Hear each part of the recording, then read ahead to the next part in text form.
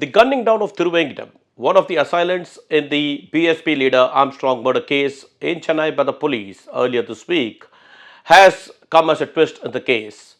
Do such police encounter deaths lead to closure of cases or burial of truth?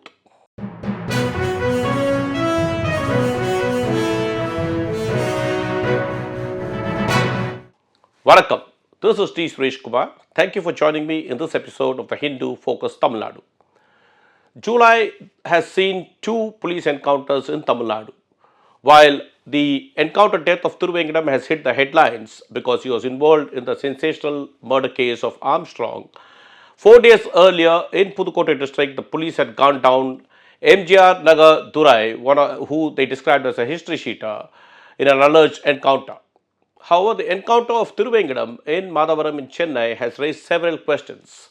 Thiruvengadam was one of those who had surrendered in the case, and he was in police custody at the time when he was killed.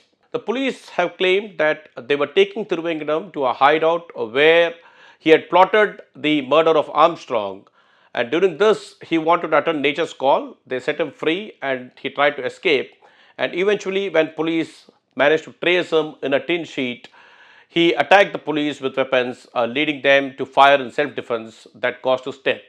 However, critics of this police action are questioning this whole theory. They are asking why Thiruvengadam, who had surrendered in the case, would want to escape from the police and attack them. Civil rights activists have argued that when a person in custody is gunned down by the police in an encounter, it has a chilling effect on the co-accused in the case. In fact, the co-accused would be forced to confess to the crime, fearing for their life. Tamil Nadu has been witness to several police encounters. In the early 1980s, Operation Ajanta, where the police went after alleged Naxals, led to the death of about 28 Naxals in police encounters or shootout.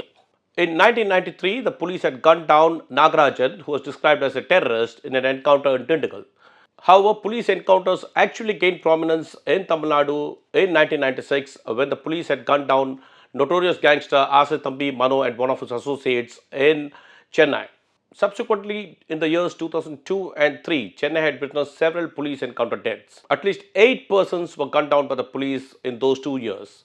Among those who were gunned down by the police in those 2 years included a Mumbai-based Don Sanjay Gate, notorious gangster Ayodhya Kuppam Veeramani, Venkatesh Pandayar, and two Tamil militants. There were two other police encounters that made sensational headlines in subsequent years. One of them was in 2010 when the police had gunned down Mohan Raj, and accused in the abduction, rape, and murder of two school-going siblings in Coimbatore. In 2012, in Velachery in Chennai, the police had gunned down 5 youth hailing from Bihar and West Bengal who were allegedly involved in 2 bank robberies. Although encounters have taken place in different locations and involved different police officers over varying point of time, the script in many cases have remained more or less the same. The familiar theory that the police gives for opening fire on accused is that they tried to escape from custody when they were being taken from the prison for protection before a magistrate or being taken back to the prison. Besides, police have said that the accused had tried to attack them when they were taken to the scene of crime for reenactment of the entire crime scene or recovery of weapons, and that they were forced to open fire in self-defense.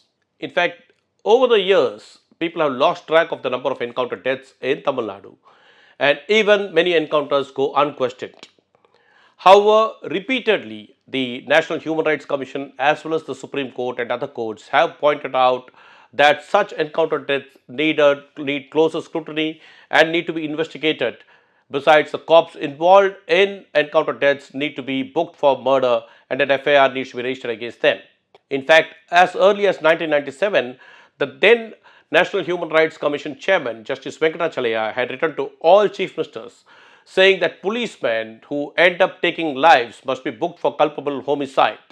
Taking a strong view in the case of fake encounters, the Supreme Court in 2011 had said that such fake encounters are nothing but cold-blooded murder committed by the police, and the Supreme Court had argued that these cases need to be considered as the rarest of rare cases, and the policemen involved in fake encounters must be awarded the death penalty.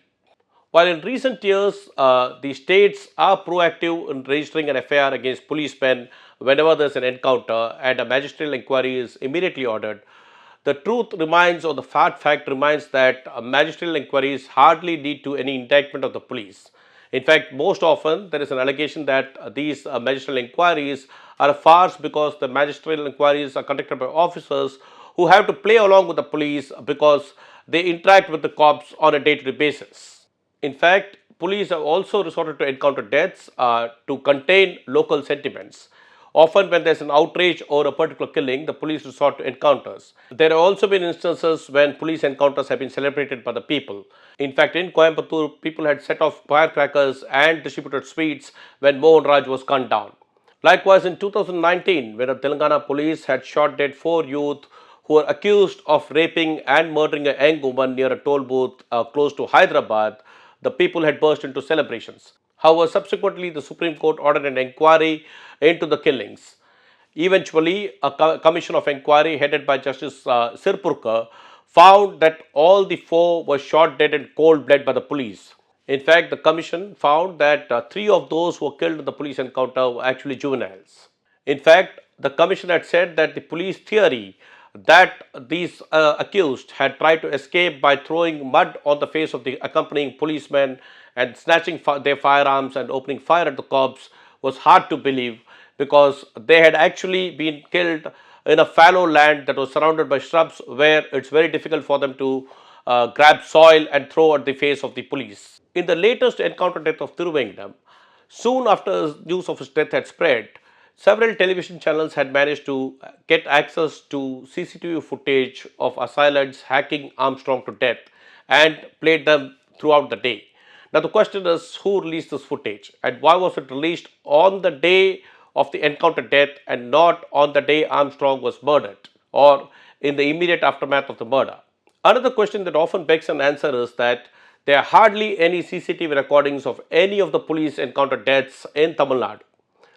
So, how come when a city like Chennai is covered by hundreds and hundreds of third eye cameras across every street, the encounters are carried out in locations where there is no CCTV footage or evidence of the actual encounter taking place? Going forward, there are several steps that need to be taken to ensure that accused who are granted police custody are brought back and produced before the magistrate in good condition.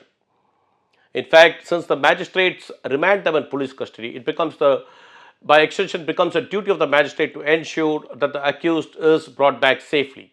The police too, in order to end speculations about encounter death, could wear body cameras while they escort accused persons to crime scenes for reenacting of the crime or recovery of weapons, or when they are produced in court, so that there are no unnecessary questions asked about the role of the men in khaki in gunning down accused. Let's see if the government and the police actually act on these lines. Until then, this is D. Suresh Kumar signing off. Thank you.